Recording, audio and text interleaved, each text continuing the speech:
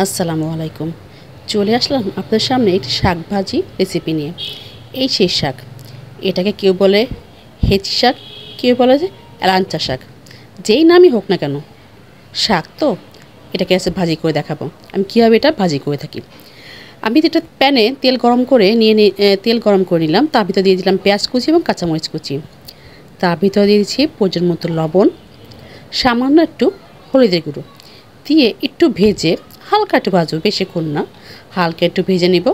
ভেজে আমি সেই শাকগুলো কুচিয়ে নিয়েছি, খুব কুচি কুচি করে কুচিয়ে নিয়েছি এবং তার সঙ্গে দিয়েছি কিছু আলু কুচি। সেই আলু এবং শাক কুচি আমি দিয়ে দিচ্ছি এখন সেই প্যানের ভিতরে, মশলার ভিতরে দিয়ে এটাকে নেড়ে চেড়ে আমি ঢাকনা দিয়ে ঢেকে দিব। শাকটা দিয়ে যে পানিটা বের হবে ওটা দিয়ে এটা ভাজিটা হয়ে যাবে, কোনো এক্সট্রা পানি দেওয়ার প্রয়োজন নেই। দেখেন ওটা দিয়ে কিন্তু আমার ভাজা হয়ে যাচ্ছে। এটাকে নেড়ে চেড়ে কয়েকবার ভালো সুন্দর করে নেড়ে চেড়ে, আগুন বেঁধে দিবেন না, অল্প আঁচে রান্না করেন। এটা নেড়ে চেড়ে দেখেন সুন্দর করে আমার শাকটা প্রায় হয়েই আসছে, দেখছেন?